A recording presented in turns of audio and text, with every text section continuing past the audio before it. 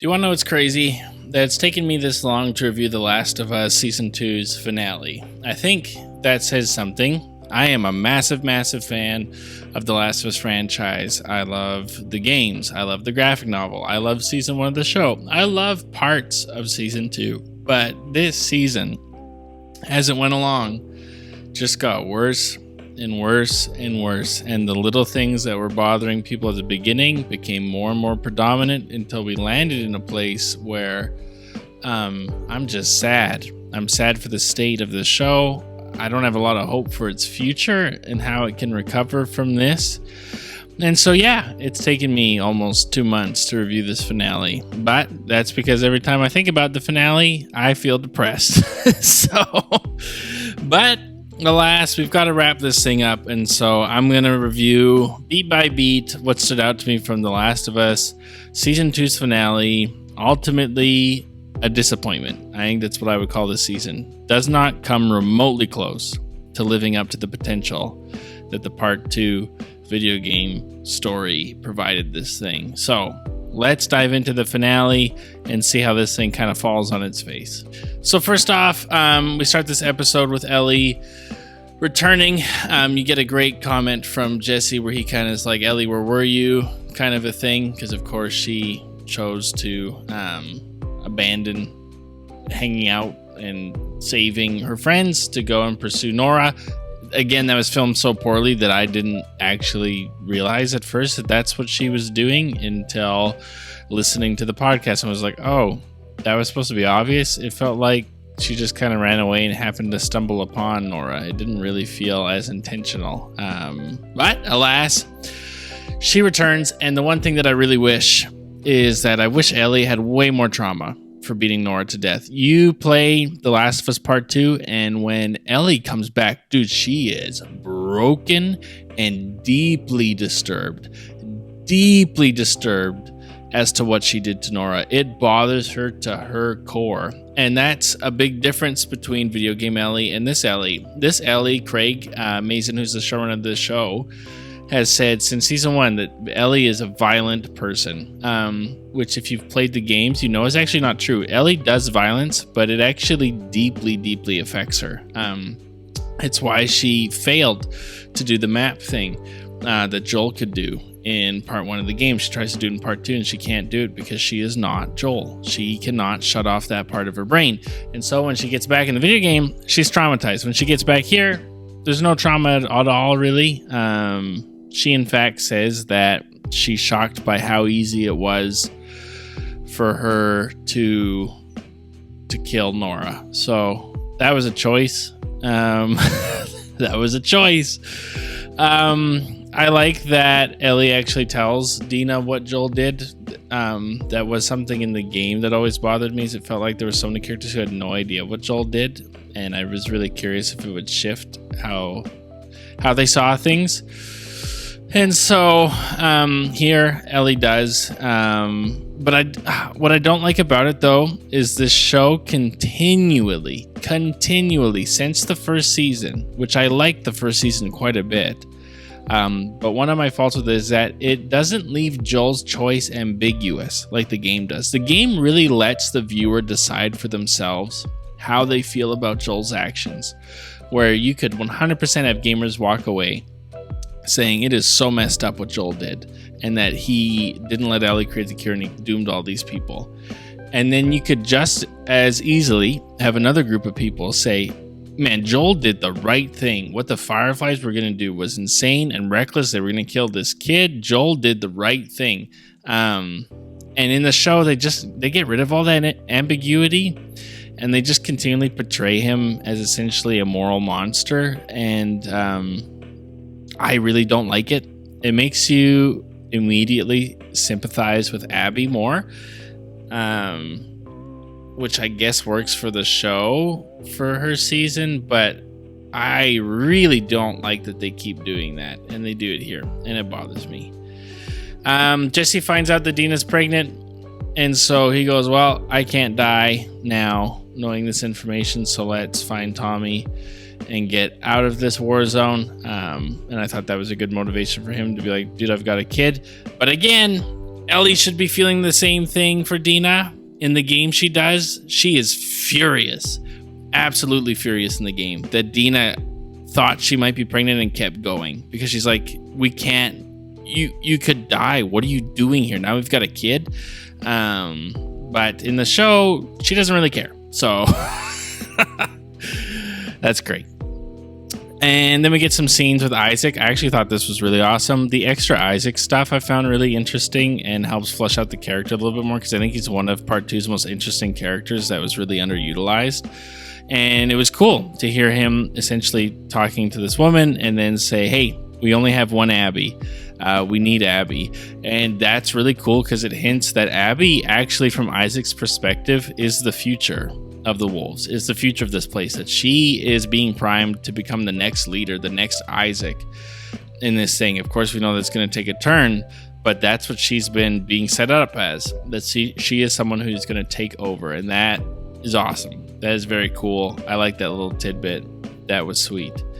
Then we get more conversations between Jesse and Ellie. Jesse has this line where he talks to Ellie and it's like, I was taught to put other people first. And then they kind of get into this fight that's now pretty infamous, where Ellie yells out, F the community, all we ever talk about is the community, which is crazy.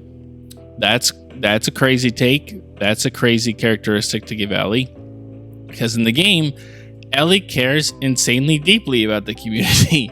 She does care about the community, and here Ellie just doesn't care about other people, doesn't care about the community.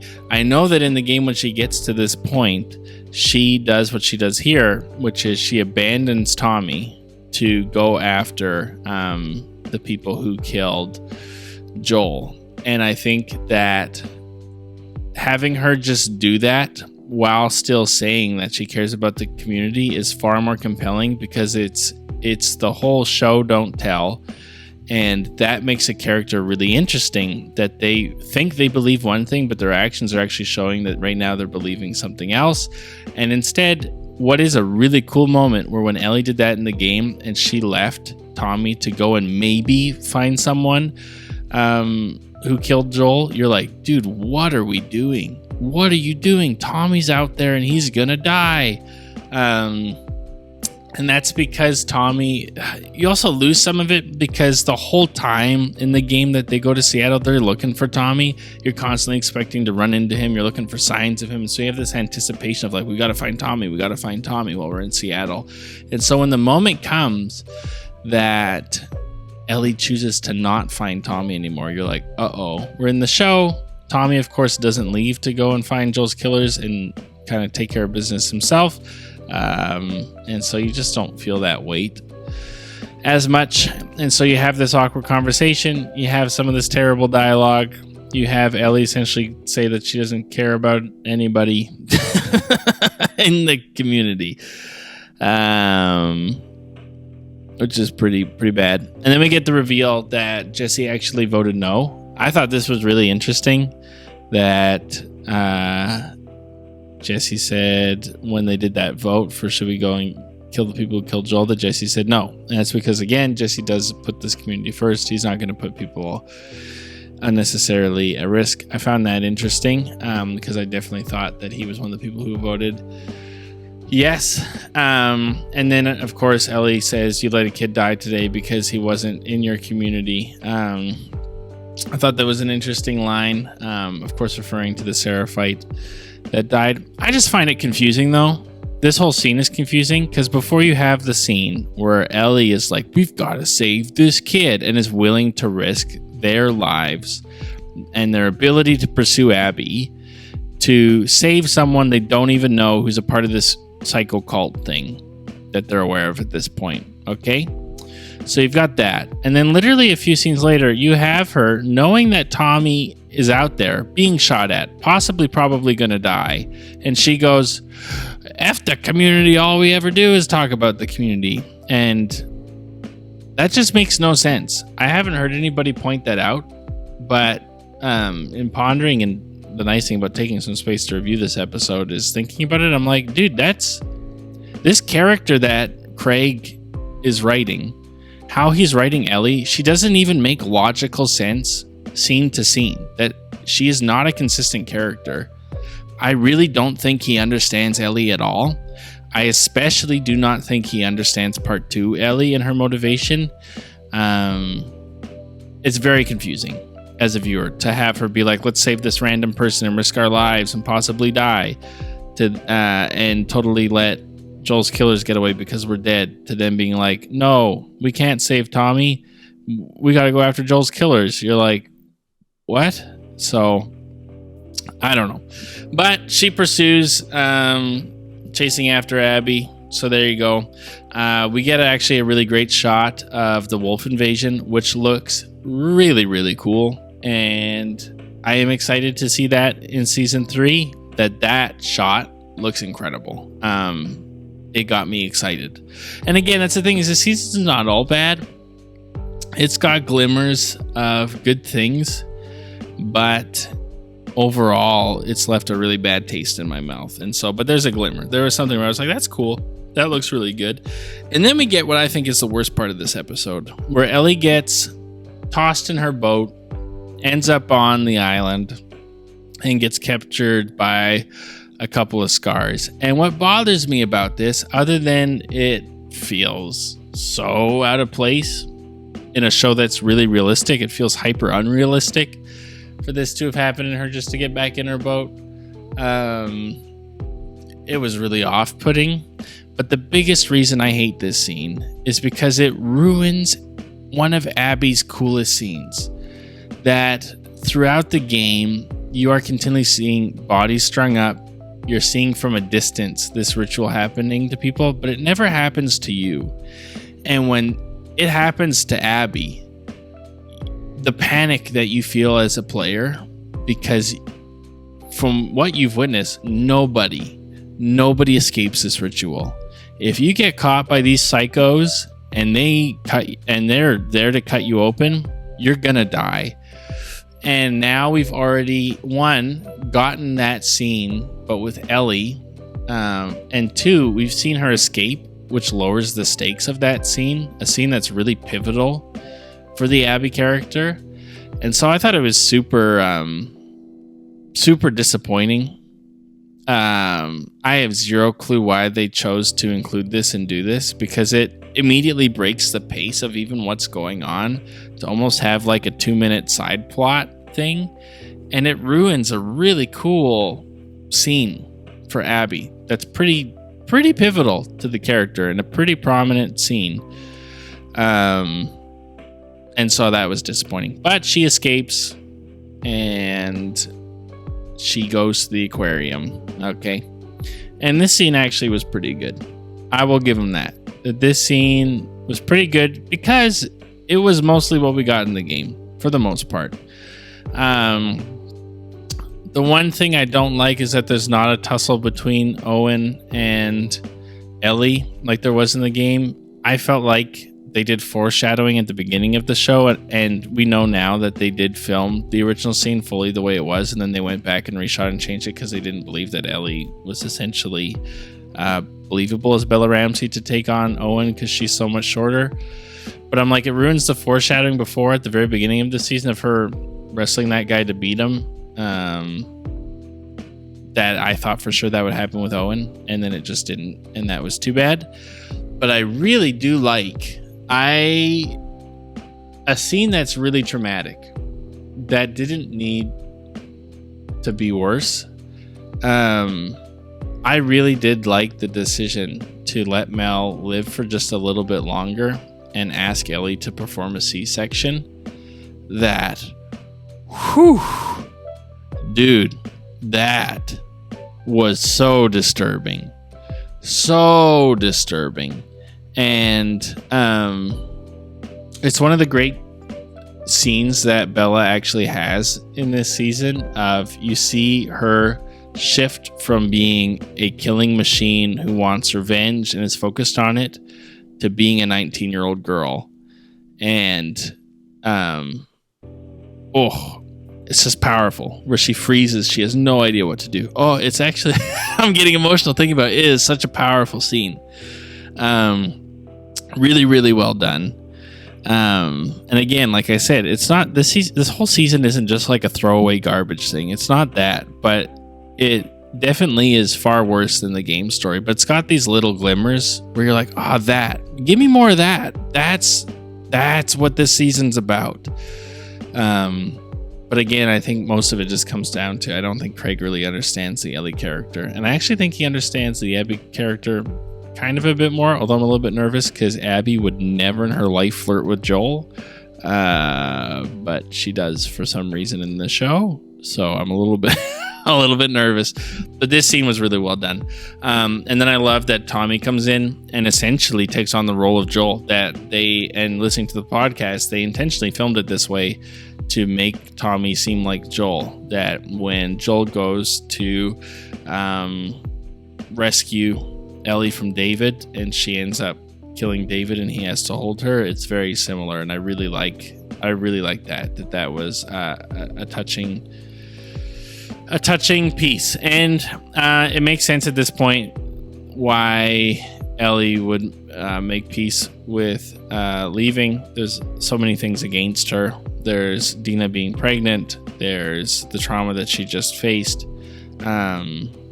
Again, I wish they did this different, but yeah, she makes peace with her leaving Abby.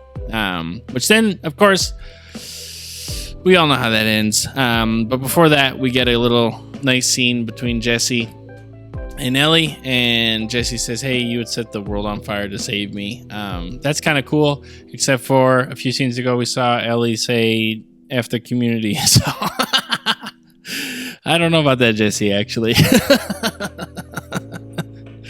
Because Ellie is not a predictable character in this show. And then, of course, Jesse dies. Rest in peace, Jesse, the same way he does in the game. And we get almost, again, a shot-for-shot recreation of the scene from the video game where Abby says, "We let you live and you wasted it." The only thing that's different is here Ellie says that she didn't mean to kill her friends, or she didn't want to kill her friends. And I'm like, dude, that's just not true. That's not, again, consistent with the character. One, Ellie she just said in the beginning of this episode it was easy to kill Nora. But two, Ellie in the game 100% wanted to kill Abby's friends. Because she wanted to make Abby hurt the same way that Abby made Ellie hurt. And so I didn't love that change, but in that, it was well done. Then we kind of get the flashback to where it's Abby. She gets up, she's in the stadium, and then it goes day one, alluding to that. Yeah.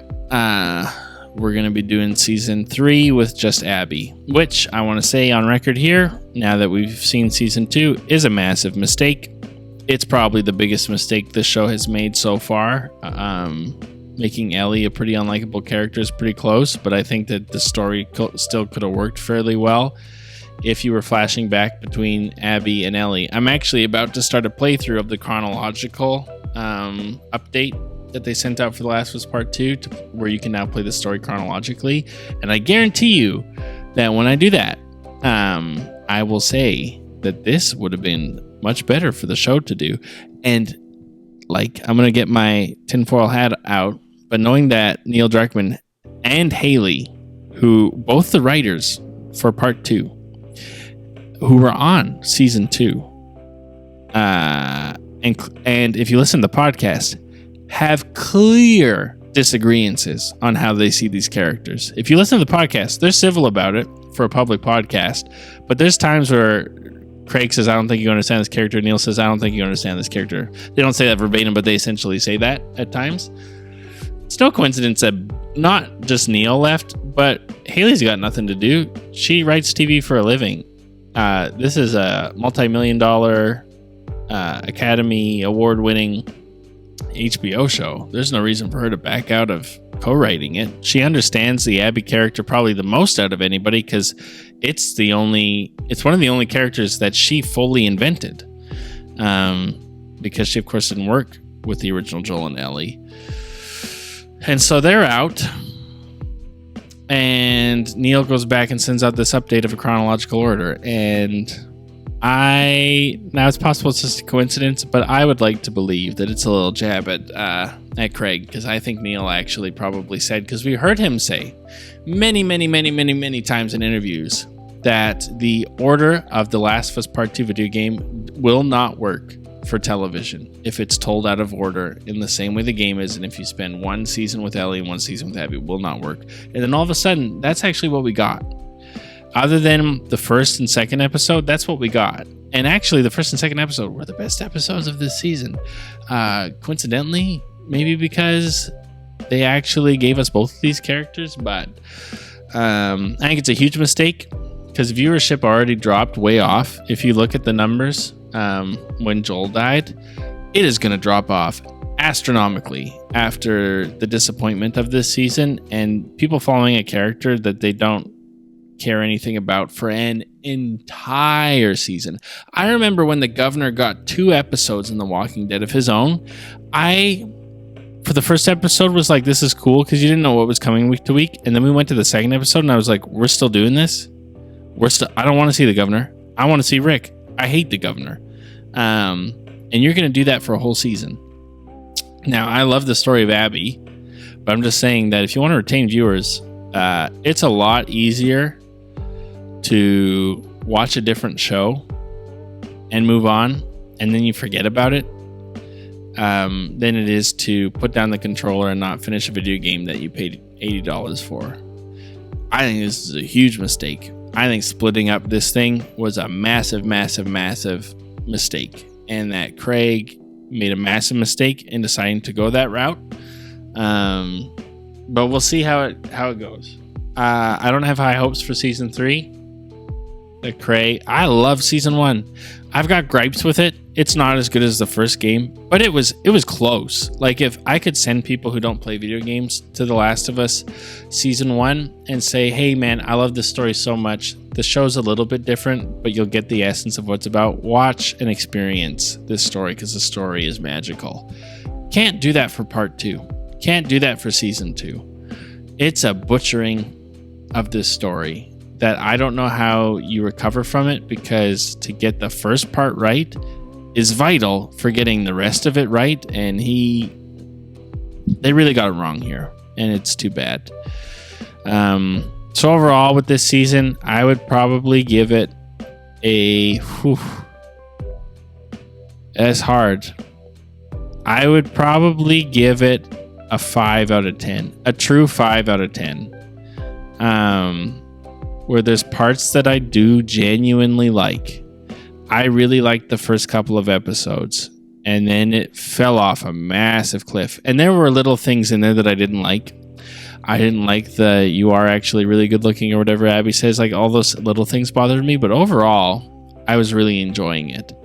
And then all of a sudden, those things just started to become more and more predominant. And Ellie's character not being understood by the showrunners became more and more predominant. Bella Ramsey's portrayal, which part of it is on the writing. It's on how the character is being written. This is not... Bella Ramsey is a good actress. She is not a good Ellie, though.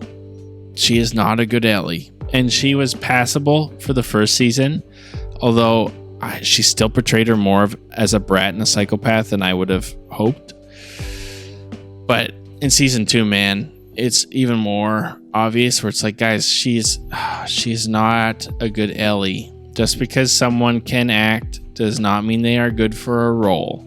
And the script ain't doing her any favors either. And it's just too bad. And that made this season, when Joel was gone and she had to carry it, that's when it became really obvious that Bella was not ready for this. And the biggest, in a show where the casting has genuinely been incredible, they got probably the most important character wrong.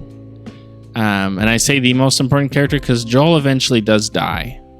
And Ellie is the heartbeat of this franchise. And so, yeah, huge mistake. It'd be like getting Iron Man wrong when they initially did the MCU.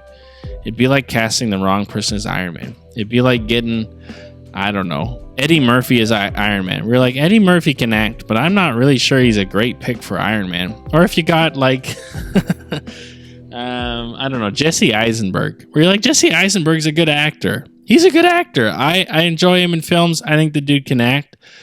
It does not work. Same for when they cast him as Lex Luthor. You're like, dude can act. This is not a role that this guy fits well. Yeah, the writing was also bad in Batman v Superman. It was pretty wonky, but anyways, at this point I'm ranting. I give it a 5 out of 10. Parts I like, parts I really don't like. And a 5 is pretty bad for me. That usually I can walk out giving something a 6, being like, there's more positives I see in it than negatives, but here it's like it's really tied. I like it just as much as I don't like it, if that makes sense. And so pretty disappointing. I hope they turn around because again, I love this franchise. I really do like that first season. I like aspects of this season. I love the Abby character so much, and I really hope that they do her justice. But I'd be lying if I said I wasn't worried, and I'd be lying if I said my faith is pretty low, and Neil not being on the show, or Haley even not being on the show, brings my hope down from like maybe a 7 out of 10, maybe a 6 out of 10 if Neil was still on, to be like, they can turn this around and Abby season can be good, to be like, no, it's like a 2. It's like a 2, especially because I'm consuming all the other media for this show. I'm like, most of my issues are actually with Craig's decisions, and now it's just him. So, as much as I love Chernobyl, makes me scared. Not because I don't think he's a good showrunner, but because I actually think he just fundamentally doesn't understand these characters. And those are two different things. To be able to run a show successfully and be able to understand a pre-existing character, those are two different things. I don't think he understands Ellie at all, to be honest. So, let me know your thoughts in the comment section down below. This went way longer than I intended, and sorry again for taking so long to review it. To be honest, it was hard to bring myself to do it, because this was one of my least favorite episodes. The only episode I disliked more than this episode was the flashback episode. So, there you go.